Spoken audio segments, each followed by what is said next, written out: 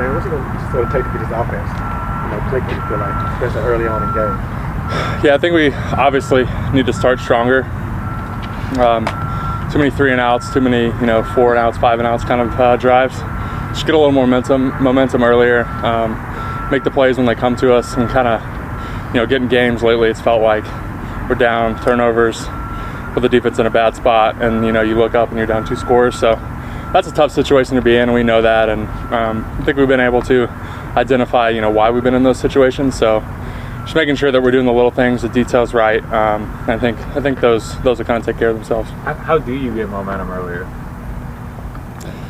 Not turning the ball over. That's number one. That's obviously a huge deal in any game.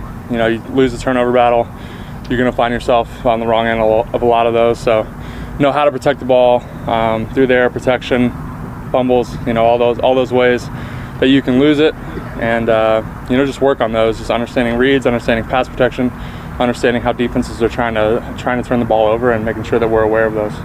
Do you expect to see more and more blitzing?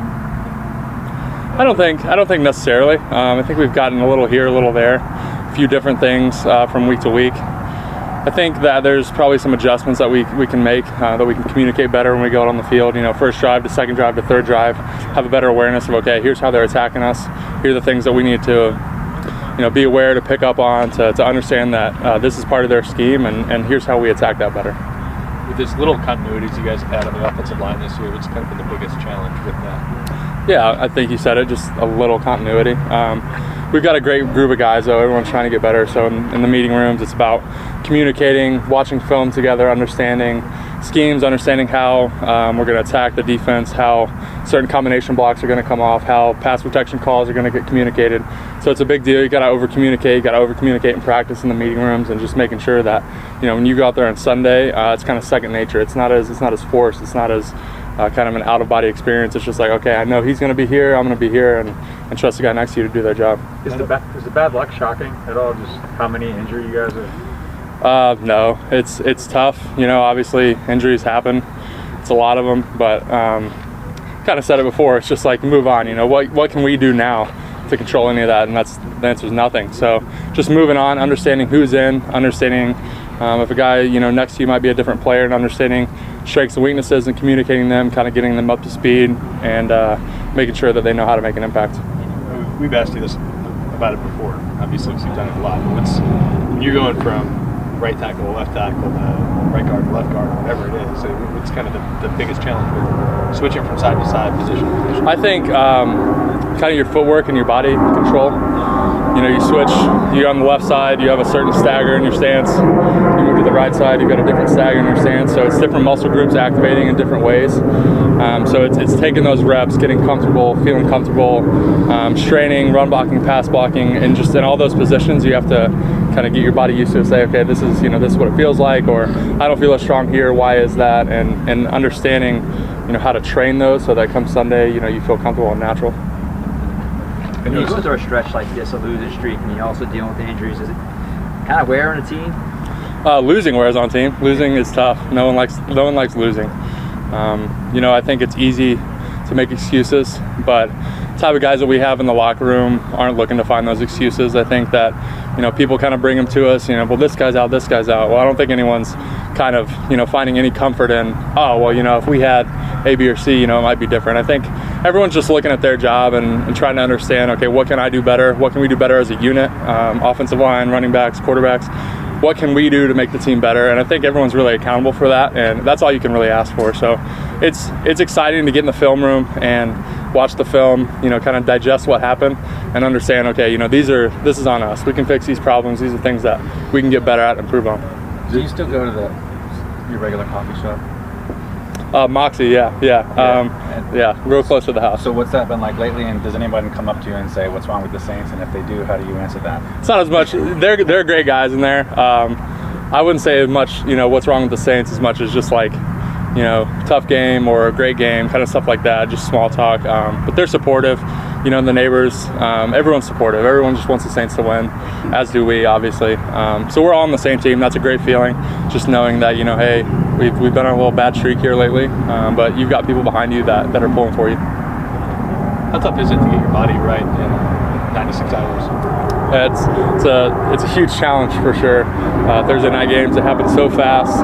We're going to be in the locker room in pregame before we know it. The good thing is the other team has the same problem. So, you know, there's no kind of upper hand in that situation. It's just understanding, okay, here's what I need to do to get my body right, to get my legs back under me, any kind of bumps, bruises, whatever, get those under control, and go out, and you gotta have energy and excitement on these games for sure.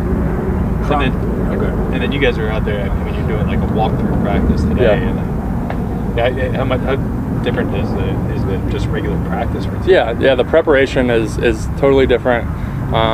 You know, it might be half and half physical and mental in a normal week, and now it's I don't know, 90-10 mental to physical. So it's just understanding the scheme. It's a short time, so understanding the scheme, what we're trying to do on offense, making sure you spend that extra time watching film, understanding the game plan, so that you can go out and play free and fast, not have any concern about you know, should have done this. You can just go out and let it loose. Trotman was really starting to come on, and to lose him, how big a blow is that? That's tough. You know, he's been getting better and better for sure. As we've seen, had a huge impact in the game. Hate to see it. Hate it for him.